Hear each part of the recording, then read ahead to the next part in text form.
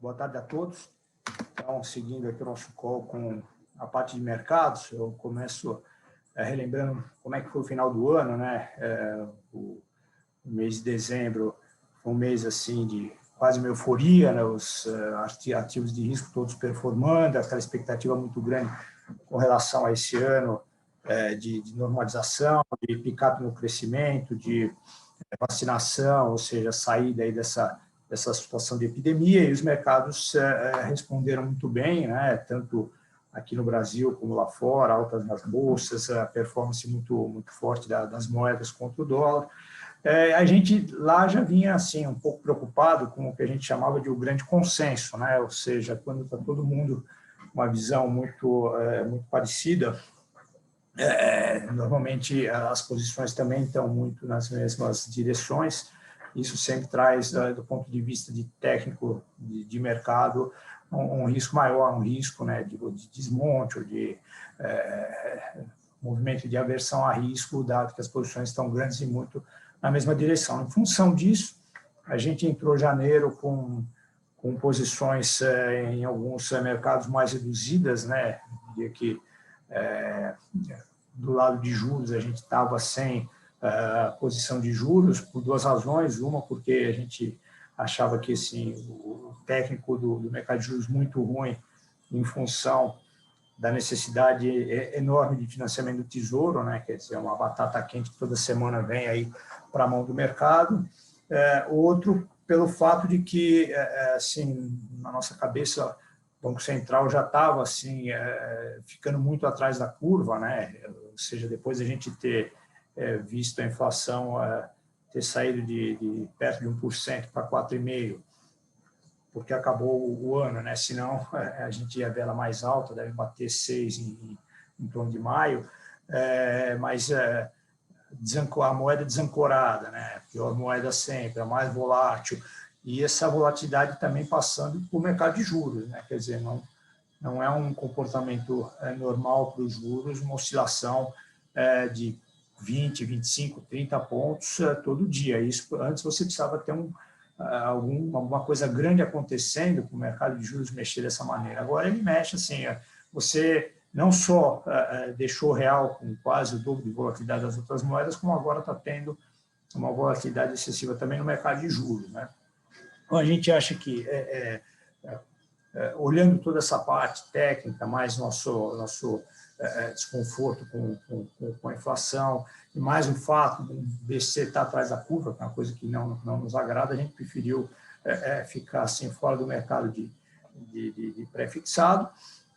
A gente, na parte de bolsa, assim, como o mercado estava muito animado, a gente reduziu um pouco as posições, mas seguiu posicionado. Eu vou comentar um pouco mais de bolsa mais para frente, porque aconteceram algumas coisas interessantes, principalmente no final do mês, né? E a parte que a gente achava que assim, fitava melhor o cenário todo, que a gente tinha à frente, era na parte das moedas, né? Então, era onde vínhamos com maior alocação de risco, tanto em moedas lá fora quanto o dólar, principalmente a parte de Ásia, né? Mas também na virada posicionamos a favor do real e contra o dólar. Bom, esse começo de ano foi assim, teve na primeira semana uma certa continuidade daquele dezembro, e depois a situação começou a inverter um pouco. Por que isso aconteceu? Primeiro, e aí o Ix já explicou um pouco, você começou a voltar a ter uma divergência entre crescimento americano e crescimento do resto do mundo, principalmente da Europa, né? A Europa começou a dar sinais de pouca tração, né, na recuperação econômica, junto com uma situação um pouco mais complicada do lado da epidemia, ao passo que os Estados Unidos rapidamente começou a adressar o problema das vacinas, o novo presidente propondo mais um pacote de estímulo fiscal, a liquidez continua muito forte. Então, você assim, começou a voltar aquele negócio da divergência, né? Então, enquanto os juros, que sempre também foram divergentes a favor dos Estados Unidos, ainda estão lá embaixo, eu acho que a atividade já começou a mostrar uma certa divergência. E se você olhar as curvas de juros, também Estados Unidos começou a ter uma movimentação de inclinação da curva de juros que foi relativamente forte já em janeiro, né? Acho que tudo isso, mais o fato de que depois da forte valorização das moedas em dezembro, alguns bancos centrais, alguns assim, uns 6 ou 7, se começaram a se pronunciar, alguns já atuando no mercado, né? Outros de maneira vocal, inclusive o Banco Europeu, né? Já preocupados com a valorização que estava acelerando das próprias moedas. Acho que também deu aí vamos dizer, bancos centrais reclamando ou atuando. No mercado posicionado de maneira técnica, vamos dizer, muito carregada, acabou gerando aí também nas moedas um movimento de realização de redução de posições. Então, basicamente, o dólar se valorizou contra quase todas as moedas. Como era a nossa maior posição, basicamente o desempenho de janeiro ficou muito em função aí de câmbio, né? Embora a posição de moedas era grande, mas era toda feita por opções. Então, as coisas acabaram sendo bem gerenciadas e sobrou aí um resultado negativo pequeno, 17 bases nas moedas, já no real, que começou o ano, assim como de costume, sendo a pior moeda, toda aquela expectativa de passar do overhead, que poderia melhorar. Não, foi a pior moeda, se desvalorizou quase 6%, e apesar de a gente ter carregado, tem ficado com posições bem menores no real, acabou aí contribuindo com 30 e poucos bases na carteira do fundo, sendo aí a pior contribuição, com um disclaimer que essa semana essa perda já foi toda recuperada, né? Então, quer dizer, o real realmente ele continua muito volátil. Eu acho que quando o BC começar a normalizar esse juro esse juro negativo que realmente não está deixando várias coisas na economia desequilibradas, inclusive a moeda, eu acho que isso aí deveria trazer alguma estabilização. Então, acho que está em tempo, acho que ele já demorou demais, acho que ele realmente começa aí a normalizar. Eu sei da preocupação que eles têm com a atividade, mas ninguém aqui está pedindo um aperto monetário, a gente está achando só que ele tem que voltar um pouco, um nível um pouco mais neutro para equilibrar as demais variáveis, não só a moeda, mas também hoje uma taxa de juros completamente desancorada, a mesma atividade produtiva teve aí um período de descontinuidade de cadeias, assim, a economia ficou muito torta. Eu acho que é hora dele colocar algum equilíbrio nessa economia e acho que levar o juro para uma taxa neutra, como o Ix falou, em torno de 4, deveria fazer as coisas se estabilizarem.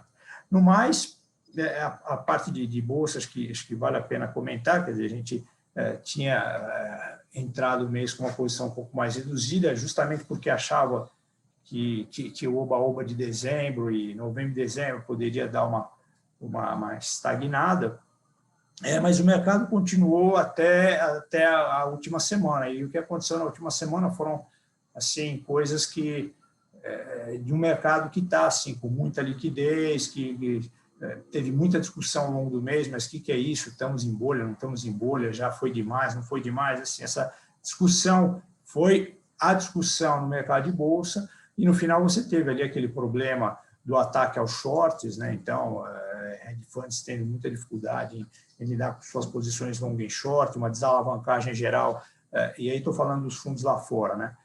Uma desalavancagem geral no mercado aí de bolsa, acabou trazendo a rentabilidade das bolsas lá fora quase que para o zero, algumas negativas, né? S&P foi para baixo, Dow Jones foi para baixo, Nasdaq ficou neutro. E aqui também, né, que a bolsa chegou a estar 5, 6 para cima, acabou o mês com quase 4 de baixa, né? Então foi aí o Brasil já começou o ano com a pior bolsa, com a pior moeda. Acho que isso veio se estabilizando, não só porque depois dessa desalavancagem você também teve o início da divulgação dos resultados lá fora, os resultados estão vindo muito fortes, né? 80% das empresas já soltaram resultados na Bolsa Americana, todas superando expectativa ou 80% superando expectativa de lucro em quase 20%, né? Mas a Bolsa não tem, assim, reagido muito, né? Sai resultado bom, a empresa sobe um pouco, volta, então isso dá sinal de que você deve estar tendo alguma acomodação, mas eu acho que com toda essa liquidez e com as empresas tendo aumento de lucro versus expectativas, ainda para o ano, assim, um ano que o mercado de bolsa deve performar, mas acho que ele deve primeiro ganhar um pouco mais de fôlego antes de continuar. Enquanto tiver essa liquidez toda, eu não vejo assim, grandes acidentes, né?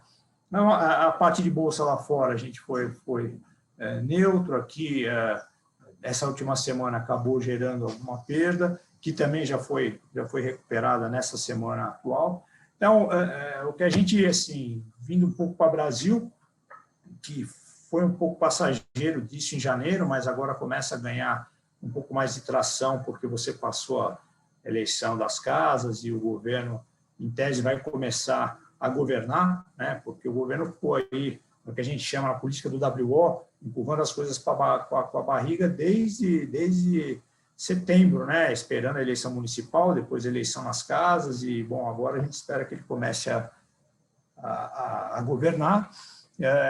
Tiveram algumas coisas interessantes, né? O presidente fez um bom discurso no evento do Credit Suisse, que eu até brinco internamente que parecia uma carta ao mercado financeiro, né? Uma carta ao povo brasileiro do Lula, que ele colocou ali todos os pontos que o mercado realmente gostaria de ver o governo resgatar da agenda.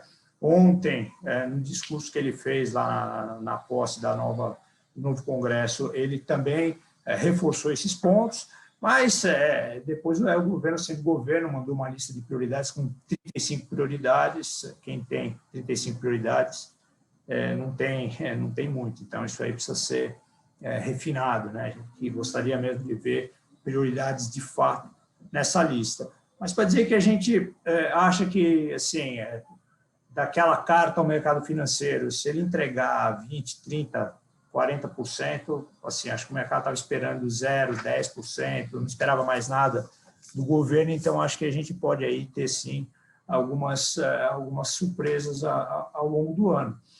O fundo, do ponto de vista de posicionamento, ele segue posicionado em bolsa aqui e lá fora, né? Mas, como eu falei, uma posição um pouco mais ajustada aos níveis que o mercado está trabalhando. Então, a gente tem aí, entre lá fora e aqui, em torno de 14%, 15% do patrimônio do fundo investido em bolsa.